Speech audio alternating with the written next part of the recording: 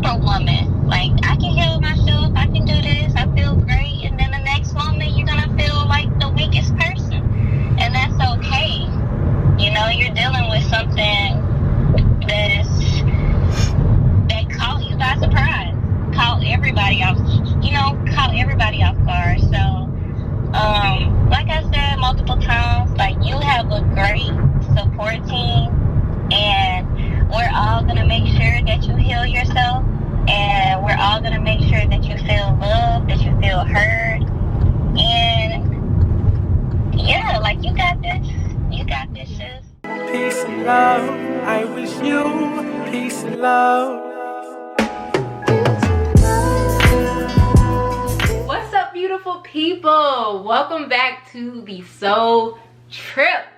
It's your girl Kayla, and if you are not already subscribed to our channel, what are you waiting for? Go ahead and do so right now. Your girl Ashley and I are almost to 1,000 subscribers. Yes, help us get there, guys. Thank you so much for being a part of our Soul Tribe. We are so excited. There's a lot going on in the world, so I hope you guys are safe and doing well right now. But as always with the Soul Trip, we make it a point to share and live in our truth. That's why we started the Soul Trip. And in hopes we inspire you all to live in your truth, whatever that may look like. So, with that being said, let's go ahead and get into this video. I find myself constantly having to take deep breaths because, guys, this is not easy stuff to share with the world. It's hard to get online and share your truth, but we're doing so in hopes that you all will live in yours no matter what. And I'm coming online today to share my story because this is my truth. This is my life, and I'm living in my purpose. Nothing would happen, nothing. Let me just put emphasis on that. Nothing, literally nothing will happen to you that is not meant to happen to you. So what is happening to me, I know for a fact was destined and meant to happen to me. And with that, I cannot and should not ever live with the spirit of fear. With that being said, this is my truth. I'm very happy and thankful to be alive, and I'm thankful to live my truth. And I'm so thankful to live in a time and generation where I can put up a camera and openly share my truth with the entire world. I hope this video blesses someone. Give this video a thumbs up. I hope it resonates with you, especially if you are dealing with any type of ailment, illness, or disease or impairment right now. So, I recently, a couple of weeks ago, was diagnosed with, like I said, deep breaths are needed. I haven't openly gotten on camera and talked about this, so it is not easy. A couple of weeks ago, I was diagnosed with scleroderma. Who? Who? Huh? Scleroderma. And I was also diagnosed with the worst case of scleroderma, which is systemic diffuse scleroderma. So, systemic diffuse scleroderma, it can be fatal for some people. And it's a chronic, rare illness. And there's not a ton of knowledge and research surrounding it. It is an autoimmune disease, an autoimmune disorder. If you're not familiar with autoimmune disorders, some of the more popular and not rare ones are lupus, multiple sclerosis, or MS, rheumatoid arthritis, or RA. Those are like some of the popular ones, but there are a wide range of autoimmune diseases. An autoimmune disease will take place when your immune system is overactive and overproducing something, or producing a lot of something and attacking healthy and good working cells in your body. So your immune system is in place to attack foreign invaders. And like I said, when you have an autoimmune disorder, it's overproducing. So that means it begins to attack good functioning tissue and cells in your body, which causes symptoms and illness to take place in your body. Sometimes it's worse than others. So in the case of scleroderma, what's taking place is that your body is overproducing collagen. So with that, it's causing tightening of the skin and again, tightening of your internal organs. Right now, I have the tightening of the skin and I have other symptoms that I'll later talk about, but I hopefully don't have the symptoms of the tightening of your internal organs. I have to continue doing some further testing to determine that. So yeah, so even as I share this right now, I'm currently going through a period where it feels like I'm having a flare-up, which means my symptoms are feeling worse. So it's even hard in just recording, and like as I'm sharing this, I'm running out of breath. So I was originally diagnosed on April 1st with just scleroderma. I went to the rheumatologist for the first time. I was so happy to get that appointment, and he was able to determine right away just by looking at me and hearing some of the symptoms that I have that I was experiencing scleroderma. So we had to do the lab work. He left me with that information, like, yes, scleroderma, sclera who, sclera what, or come again, what the hell is that? But he left me with that. I had to take a ton of blood, and they also took x-rays. So he left me with that information, and guys, I will tell you, Google is not your friend when you're dealing with some type of illness or disease. Oh my gosh. So I knew, you know, and based on what I was reading and the symptoms, it did make sense. I'm like, okay, it does look like I have scleroderma. From what I was seeing, you know, when I was Googling initially, I'm like, okay, there are multiple types. So it could just be the rare, you know, the smaller type. Even though I knew I'm experiencing more symptoms than that, hopefully it's just a mild form. We also were running labs to see what type of scleroderma, but to also rule out any other autoimmune diseases.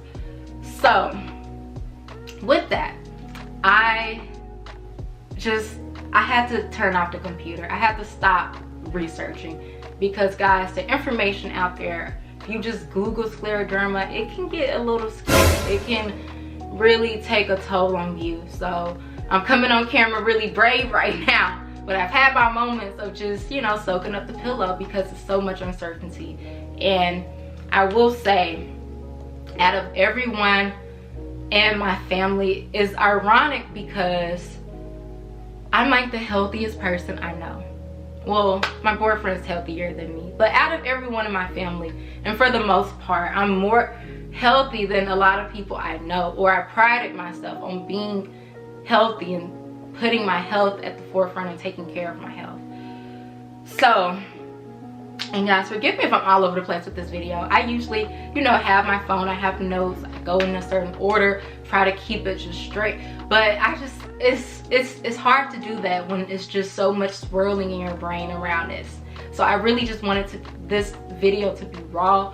I wanted to come on here and not just try to make such a perfect video. I'm a Virgo, so perfection is always at the forefront. Like, it can't be perfect, but this is just raw truth, and it's not easy stuff to share. So I'm just sharing it. And yeah, so anyways, it's ironic that I even have an autoimmune disease. It's ironic to even hear that I have any disease. I've been vegan for a while now. I started my journey back in 2013 when I first began to cut out meat from my diet, and I was vegetarian for a long time. So I know there's a such thing as unhealthy vegans and vegetarians. It's real, y'all. You can get caught up in being a junk food, comfort food, vegan, vegetarian. I was for a while, but for the most part, I've always been super healthy. I started the journey because I knew like the biggest ailments. By the way, no one in my family has an autoimmune. None of us knew what scleroderma was. So scleroderma, most commonly, it does affect white women.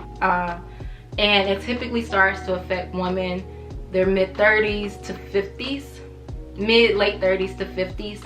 I'm in my 20s, but in the cases when Native American and Black women have it, from my research, they are typically diagnosed with the more fatal versions of it. Is that by coincidence? I don't know. I'm gonna get into stuff about the healthcare system at the end of this video because I have a lot to say. But that's the case, and in my case, I was diagnosed with the most fatal form of scleroderma. So anyways, where was I? So yeah, so my health journey. I originally cut out scleroderma. Okay. The word scleroderma is just taking over my brain. Okay. I originally cut out meat back in 2013, and my reason for doing so is because I wanted to prevent and take, you know, be conscious about my health, take the right steps and measurements to be preventative, to prevent certain ailments that persist in my family, which are cancer. My dad has type 2 diabetes. My mom has high blood pressure. My grandmother passed away from cancer. I have great aunts and uncles who have passed away from cancer. So I just wanted to be in the forefront. I'm like, hey, I don't want to, you know, at the end of my life, I don't want to get sick. Let me start now. Plus, I want to look like a snack forever as possible. If you look at the elderly vegan women, they always look so beautiful and so graceful. So it was just a no-brainer for me. Let me just start on my health journey. So I got a lot of, you know, kickback from my family. They make fun of me still to this day of just the way I eat and how I'm so healthy. They're the main ones to make fun, but let me tell you, when something goes wrong, slightly, you know, like just a little minor cough, I'm the one that they, okay, I need to take ginger. Well, what? Oh, Kayla, oh, can you make this? You know, just, I'm that person. Like, I pride myself on taking care of my health. So it's ironic that out of everyone in my family, or anyone who I know who could be going through an autoimmune disease, I have an autoimmune disease. But at the same time, I am grateful out of everyone that I know and everyone in my family that I'm the one who was diagnosed, if anyone had to be. And I will say, I really truly believe that had I, you know, still been, if I was still a meat eater right now, if I wasn't vegan, if I wasn't as healthy as I am, if I did not already take supplements and herbs, I'm sure that my symptoms would be way worse than what they are. Like, I just know it. I would probably be way worse than what I am right now. And from what I've researched, I don't know what the journey ahead entails, but I know one thing: I will heal myself. I will heal myself, and we'll get into that. I'll talk more about it. But anyways, so let me see. So as far as the symptoms, let me share the symptoms. Let me share the symptoms I've been experiencing, and when I first started experiencing these symptoms and what things have been like for me living with scleroderma. So everything first began towards the end of 2018. I first started to experience symptoms in my hands. Spirit fingers. So my hands and my wrists started to feel sore and tight, like just kind of crippled. I couldn't make a fist, which I'm still not able to do. So if you try to fight me, which I wouldn't fight you anyways, you have an advantage. Honestly, you would have an advantage over me because your girl can't make a fist. So I started to experience symptoms in my hands and my wrists, and because I am the person I am, I would have never suspected any type of disease or illness. I just didn't. I thought the pain was from working out. So in my mind, I was like, okay, let me take a break from free weights. I must have did something wrong. I was holding the weights wrong. Let me just take a break from using free weights in my workout. Let me just go to doing other forms of resistance training and, you know, other types of workout. But let me just not hold any weights while I'm working out. So that's what I started to do. And the pain didn't get better, but I really just thought, okay, it will get better because it's just, I did something wrong while working out. So then I noticed that the pain started to progress to my knees.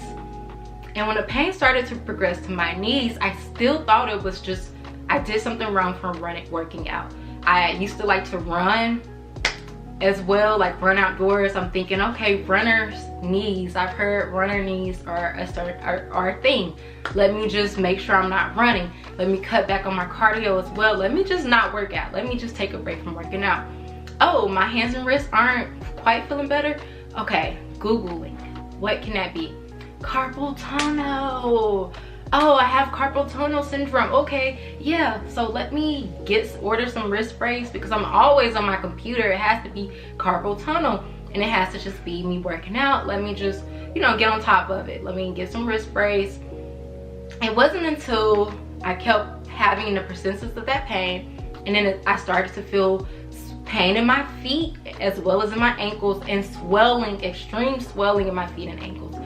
And that's when I was like, okay, let me go to my primary care doctor, because I don't know, like, this is weird. I don't know. Sure, it's nothing. I'm vegan, so maybe I'm just deficient, and you know, maybe it's my iron is low, because I've been, you know, borderline iron deficient before being vegan, so maybe that's the cause.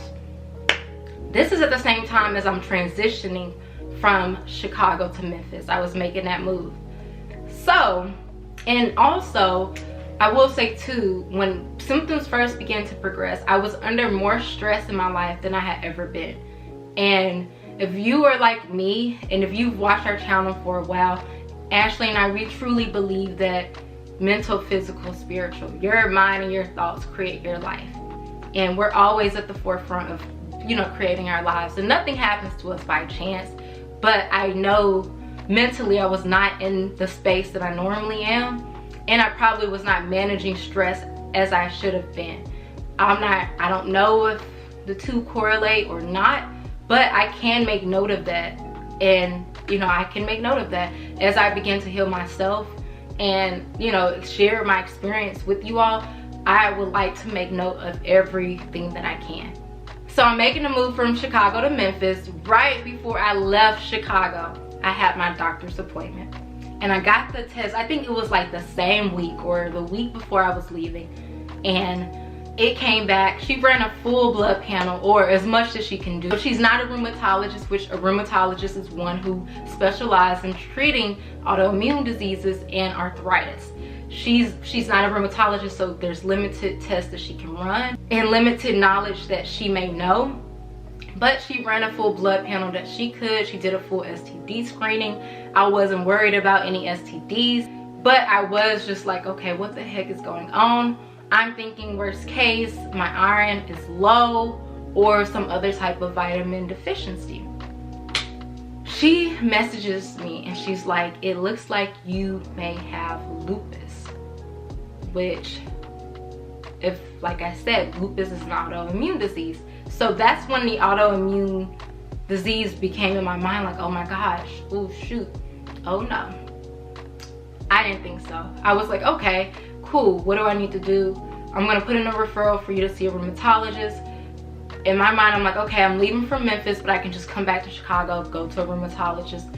Little did I know, long story short, that initial appointment would get pushed and moved, and it's so hard to get in and see a rheumatologist. It's not the easiest thing. They're busy. There's not that many of them. I don't know, whatever. Long story short, I just moved to Memphis, was still having the same pain, hands, wrists, knees, feet, ankle. It started to progress a little bit more towards the end of summer 2019. So almost a year after I first started experiencing pain is when it started to progress a little bit more. And that was when I was like, oh my gosh, I really need to see a rheumatologist. Like, I want to see one so bad, I have to see one. It's very hard to get into seeing a rheumatologist if you don't have a referral from another doctor. And then in that case too, it's just not, the process of being diagnosed with autoimmune diseases, from what I've seen other people sharing their stories, it's not always easy. And I've seen a lot of people, if you have an autoimmune disease, you may have the same, you know, knowledge in this too, that it was not easy being diagnosed, or maybe it was for you, but from what I've seen, it's not always easy in being diagnosed. So the symptoms that I was having, let me get into these symptoms. So I've told you all the pain, you know, the tightness, I'm not able to, you know, my joint pain. I started to experience Raynaud's syndrome. Raynaud's, I hope I'm saying that right, Raynaud's syndrome. And guys, it's so annoying. So that started to kind of really happen more like fall of 2019. And it's when the tips of your fingers, I'll insert pictures, the tips of your fingers, blood stops flowing to them and they discolor. So in my case, it can discolor to like blue, purple, or white. In my case, it would discolor to white. And it would be not really painful, but very annoying because it's numb. Your fingers, you have no feeling in your fingertips, and they're very numb, they're tingling, and sometimes it can take a while for it to come back. I'm having the experience of Raynaud's. And I'm also noticing that the pain is now in all of my joints. So my hips, my shoulders, my elbows, like I'm just in pain. Like, and it's always, some days are better than others. Sometimes are better than others. Right now I feel like I'm going through a flare up where it's a little bit worse than it usually is, and I don't really feel like getting out of bed. But the pain is always present. So it's not easy to work out, it's not easy to do yoga. Like, this is starting to progress towards the end of 2019 a little bit more. And then now I'm experiencing Raynaud's. That was when I was like, okay, let me hurry up and try to get to a rheumatologist. I have to find a primary care doctor in Memphis. The struggle in finding a good primary care doctor in is, guys, I'll tell you, I've been through some things with these doctors. We'll get to that. But so, like I said, I have to constantly take deep breaths. So where was I? So yes, Raynaud's. I'll insert pictures. My thighs begin to discolor, and with the discoloration of my thighs, pain, there's tightness there. My hands, my body overall just begin to discolor. So there are parts of my body where I'm experiencing tightness and symptoms that are darker than the rest of my body. My lips are smaller and darker. But let me show you all. So with my hands, if you can notice, they are a little bit, like I said, more darker than the rest of my body. I hope you all can see. It looks like it's not focusing like it should. Come on, focus. So my fingertips, you should have skin that you can pinch. If you do this right now with me, there we go. You should have skin that you can pinch. If you notice, I'm not able to pinch any skin around my fingers. Okay, sorry about that, guys. My camera completely died. But if you were able to see what I was trying to show you, I'm not able to pinch any skin around my fingers. Where my thighs, where the discoloration is happening, it's also tight. So there's just a lot of range of motions that I'm used to doing, and I'm only in my 20s, that I'm no longer able to do. So for instance, even opening a water bottle, your girl cannot squeeze off the top of a water bottle because it's so painful and it's just difficult to do. Give this video a thumbs up. I can't make a thumbs up. It's difficult. But give this video a thumbs up for real. I'm an O-so. I realized that. But I'm like, God, why do I have an O body? Why an O body now? Your girl used to have Meg the Stallion knees. My knees. I can't bend now. I used to have Meg the Stallion knees. Who's able to bend now? Not I. I'm not able to bend.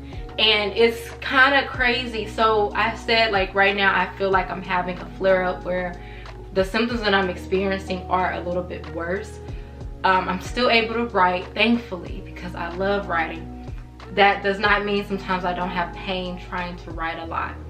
There's just a lot of pain that I'm experiencing. Fatigue, muscle weakness. Gosh, whew, just a lot. So for instance, I went walking yesterday. I'm still pushing myself to work out because that's who I am, and like I said, I will heal myself, but it is more difficult. So I went walking the other day and I noticed that the symptoms are worse now, because right now I'm not able to work out, and normally I am, even though it's not as easy. I still push myself, but even walking right now is not easy. I know for a fact, like I said, that I can heal myself.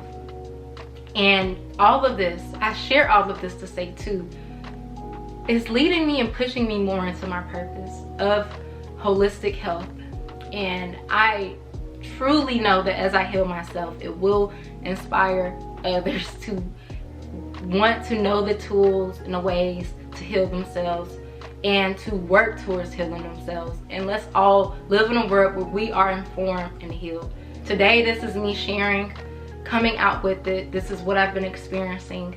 I've been away from a lot of my social media. I will be activating my Instagram page again. And I just want this to get out to as many people, because we have to share our truths. You never know how your story can help or inspire someone else. And whew, getting emotional. And I hope that this video inspires and gives hope to whoever may be dealing with an illness or a disease or any type of ailment right now. Please know you are not alone. Please, I hope you feel encouraged to know that if you are alive and breathing, it's for a reason.